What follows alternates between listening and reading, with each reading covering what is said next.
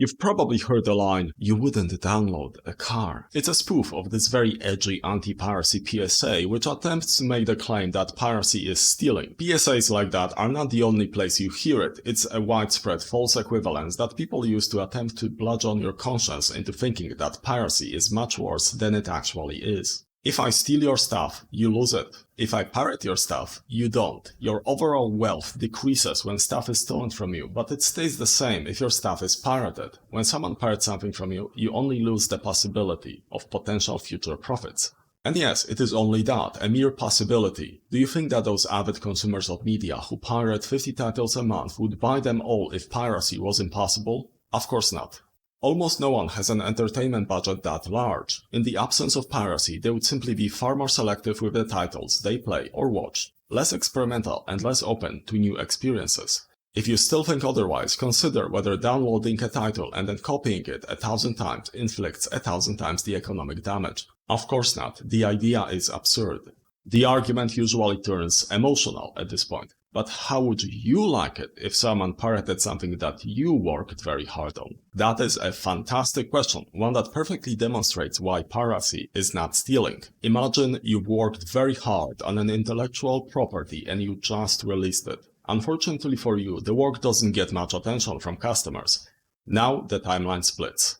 In Timeline 1, clever thieves and conmen steal everything you own. You go to the proper authorities to attempt to defend yourself, but the thieves were just too good. There's no evidence of any wrongdoing. All your wealth has been stolen from you and can't be recovered. You're penniless and homeless. In Timeline 2, your work does get some attention from customers, but not legal ones. It gets pirated a whole bunch. The combined value of all the sales you could have potentially made if all the pirates purchased a copy total your entire wealth. If you truly want to make the claim that piracy is equivalent to stealing, you now have to say, I don't care which timeline I find myself in. They are both equally bad.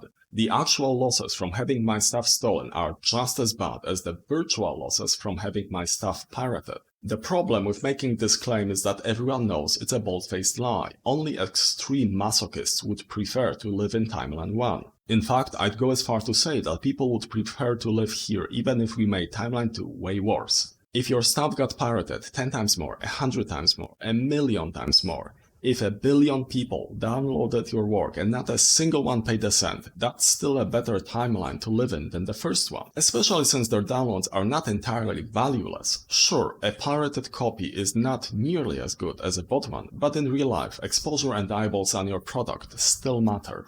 Does all of this mean that I think that piracy is all cool and perfectly okay? No, I don't. Baked into every creative work, there's a cost. There's someone or many someones who put resources, time and likely money on the line. If their ventures are unrewarding, they will eventually pack up shop and go do something else. So yes, there is harm done with piracy. It's just not the same harm as stealing.